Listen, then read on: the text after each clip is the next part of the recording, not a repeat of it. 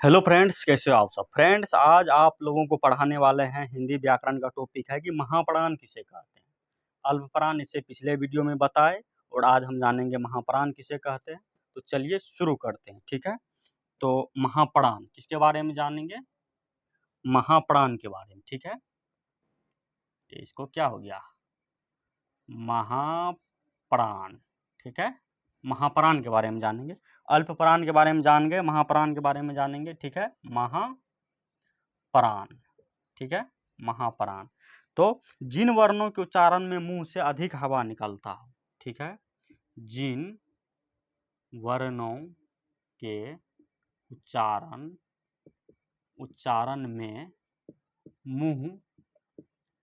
मुंह से अधिक हवा निकलता हो, मुंह से अधिक हवा निकलता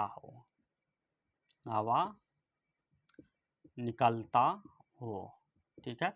महाप्राण। अल्पप्राण में क्या था कि जिन वर्णों के उच्चारण में मुंह से कम हवा निकलता हो। अल्पप्राण में था कि जिन वर्णों के उच्चारण में मुंह से कम हवा निकलता हो, और महाप्राण में है कि जिन वर्णों के उच्चारण में मुंह से अधिक हवा निकलता हो। तो थोड़ा हमको टाइम देंगे ताकि हम कवर्ग चवर्ग टवर्ग तवर्ग पवर्ग लिख के फिर आप लोग को हम समझाए, ठीक है। तो कवर्ग चवर्ग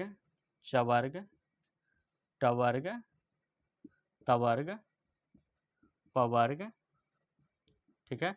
कवर्ग चवर्ग टवर्ग तवर्ग पवर्ग, और एक और यहाँ लिख देते हैं, उष्म वर्ण भी इसमें आते हैं। चलिए इसको हम अलग में लिख लेंगे, 2 4 5 2 4 5, ठीक है। चलिए पहले हम कवर्ग लिख लेते हैं। कवर्ग क ख ग घ अंग, ठीक है। चवर्ग च छ ज झ य, ठीक है। टवर्ग त थ द ध न, ठीक है।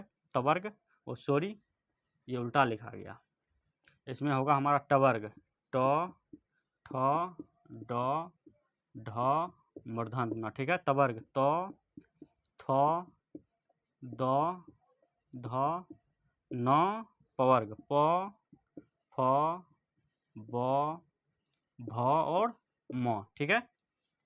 ये कवर्ग चवर्ग टवर्ग तवर्ग पवर्ग हम लिख लिए। अल्पप्राण और महाप्राण इसी पे समझाए जाते हैं, इसलिए लिखते हैं, ठीक है। तो क्या कह रहा है कि जिन वर्णों के उच्चारण में मुंह से अधिक हवा निकलता हो, जिन वर्णों के उच्चारण में मुंह से अधिक हवा निकलता हो। तो इसमें देखिए कि मतलब जो है वर्ग का इसमें दूसरा और चौथा वर्ण होगा, ठीक है। वर्ग का, यहाँ लिख लीजिए, वर्ग का दूसरा और चौथा वर्ण, वर्ग का दूसरा और चौथा वर्ण, वर्ग का दूसरा और चौथा वर्ण महाप्राण कहलाता है। महाप्राण कहलाता है। वर्ग का दूसरा और चौथा वर्ण क्या कहलाता है? महाप्राण कहलाता है, ठीक है। देखिए दूसरा आपका हो जाएगा ख, चौथा कौन हो जाएगा? घ, ठीक है।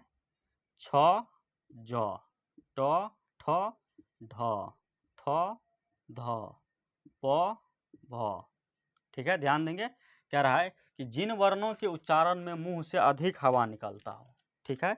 जिन वर्णों के उच्चारण में मुंह से अधिक हवा निकलता है उसे महाप्राण कहते हैं। और अल्पप्राण किसे कहते हैं? जिन वर्णों के उच्चारण में मुंह से कम हवा निकलता हो। ध्यान देंगे, अल्पप्राण जिन वर्णों के उच्चारण में मुंह से कम हवा निकलता हो उसे अल्पप्राण कहते हैं। जिन वर्णों के उच्चारण में मुंह से अधिक हवा निकलता है उसे महाप्राण कहते हैं, ठीक है। देखिए जो ख और ग, सॉरी ग घ, ख और घ, ये दो शब्द बोलते हैं तो मुंह से अधिक हवा निकलता है। छ ज अधिक हवा निकलता है, ठ ढ अधिक हवा निकलता है, थ ध अधिक हवा निकलता है, फ ब, ठीक है। और उसी में प ब भ म, प ब म इसमें कम हवा निकलता है, ये किस में आएगा? अल्पप्राण में। तो अल्पप्राण और महाप्राण समझना बहुत आसान है, ठीक है। थोड़ा सा अगर आप दिमाग लगा लेते हैं तो अल्पप्राण और महाप्राण समझना जो है बहुत आसान है। कि कह रहा है इसमें कि वर्ग का दूसरा और चौथा जो है आपका महाप्राण में आएगा, पहला तीसरा पांचवा अल्पप्राण में आएगा। ध्यान दीजिए, पहला तीसरा पाँचवा अल्पप्राण में आएगा, और दूसरा और चौथा किस में आएगा, महाप्राण में आएगा।